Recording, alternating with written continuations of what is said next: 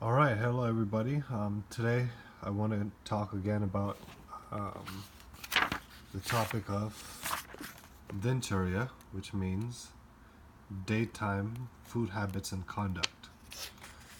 I've already described all these things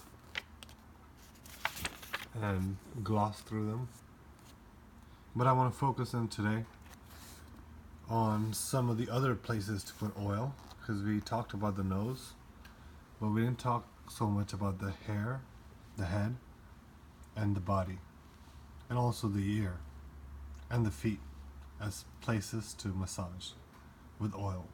So let's get to it today because oil, like I say, is the best therapy for the humor of gas,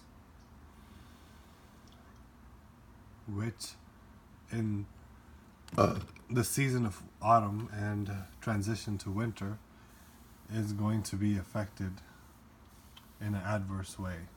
So warm oil is supposed to be the therapy, except for you shouldn't put heat on your head, obviously. So let's get to it. Head care. The head should be oiled daily with sesame, coconut, olive, almond, or mustard oil. This prevents hair loss, graying, balding, headache, drying of the scalp, and other vata diseases. Vata being the gas humor, which causes excessive drying of the head, which relates to too much anxiety mentally, or these conditions such as headache and graying and balding and hair loss, which is a symptom of too much gas or drying effect. So head care with oil, with these oils, and any oil generally speaking, but these are especially good and they have different uses because, for example, coconut is cooling, good in the summer. Olive is very light, good in the spring, especially, but anytime. Almond is better in the winter or in the autumn because it's more grounding and better for memory and so forth. Mustard is better for spring and colder winter climates. So anyway, this head care strengthens the head, forehead, eyes, ears, and other sensory organs. The quality of hair improves as the hair become stronger, smoother, longer, and darker. Also, the glow of the face increases. So not just the hair, but also the face becomes more glowing. And application of sesame oil, finally, on the head brings good and sound sleep. Combing the hair after oiling cleanses and beautifies the hair. So this is what he describes for head care. So he says you should oil hair daily to prevent these aging symptoms and to improve your beauty of the hair and face. And today I oiled my hair, so hopefully, and my body, so hopefully my face and my hair is glowing. And yeah, it's good to oil and massage the hair in the beard too, because otherwise it tends to dry out as well, and it gets white as well. So anyway, I make sure to put oil every day, and also yeah, it's good for the whole head and the face. So let's get back to the second topic, which is body massage, Abhyanga, which is a daily routine, part of the daily routine. It's called oelation, and it means massaging the body with oil, and it's also a cleansing therapy. So just as applying oil to pots, dry leather, and axles of wheels lubricates and strengthens them, oiling the body makes it stronger and softens the skin. Oil protects the body against diseases caused by vata, or the gas humor. skin is an important organ where vata accumulates. The pores in the skin are filled with the heat of pitta, which absorbs the oil applied and calms the vata. So the heat of pitta, which is bile or yellow bile, and vata, which is gas or black bile. Applying oil also destroys premature aging, fatigue, wrinkles, roughness, and dryness. So smoking, they say, causes premature aging and wrinkles and so forth, dryness, because it is the heat of pitta which absorbs the oil, which they don't even apply, they just apply lotion.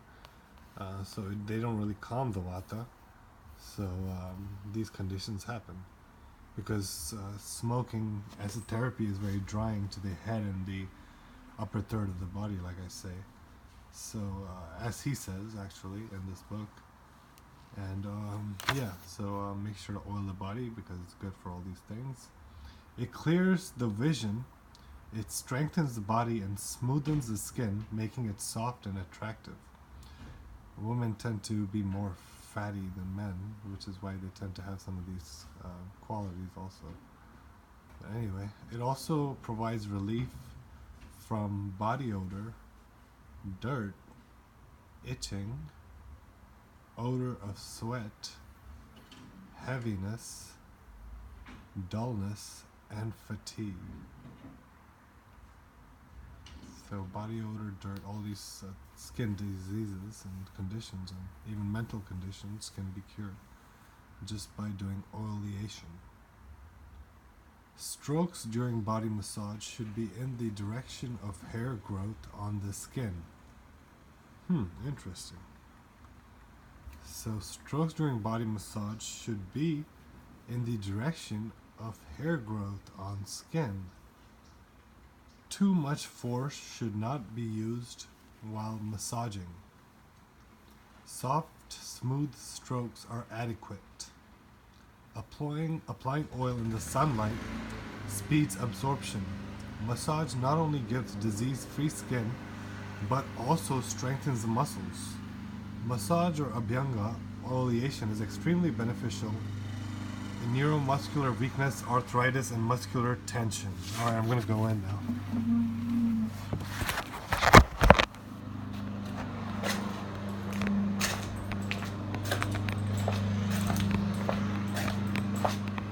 Got the neighbors cutting the grass, so gotta move from the garage to the stairs. Hello? Alright, 8 minutes. So now you know the conditions it protects against the body from, and these are the diseases it prevents, and these are the benefits and how to do it. And it's also beneficial in neuromuscular weakness, arthritis, and muscular tension. And I can speak to the benefits of this. So this is really great. The only thing is you need time in the day to do this. But if you do it on a daily, or I would say every other day basis, oh my God, it's if you have conditions of vata, which is the gas humor, you will really benefit with this therapy.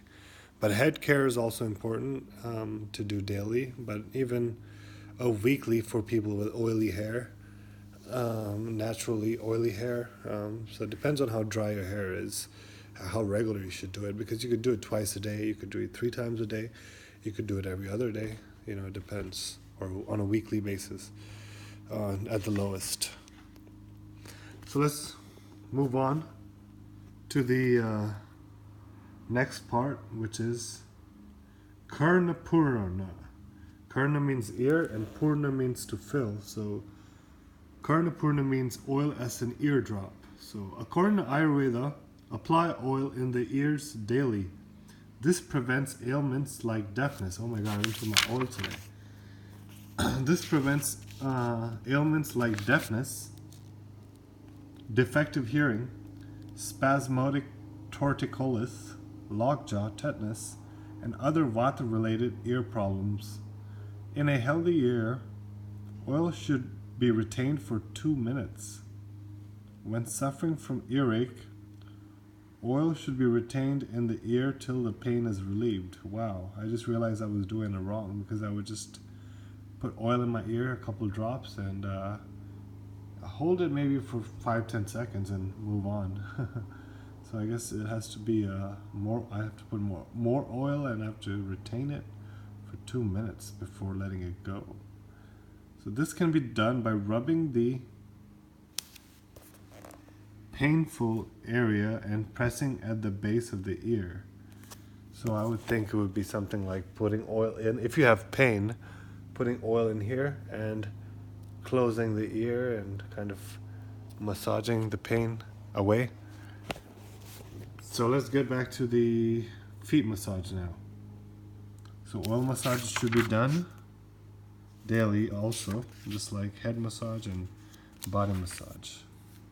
Then a more regular practice, I would say, is the practice of feet massage. Applying oil on the feet every day is also very beneficial.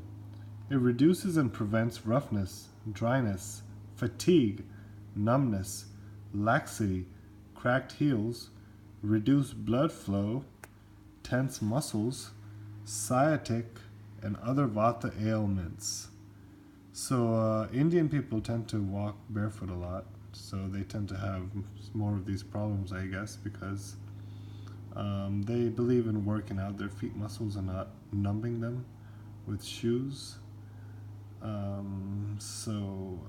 Also the sitting method of sitting in chairs reduces blood flow to the, it prevents proper circulation. That's why Indians also sit on the ground, because that way the body, the legs are even and there's no accumulation of blood flow in the feet.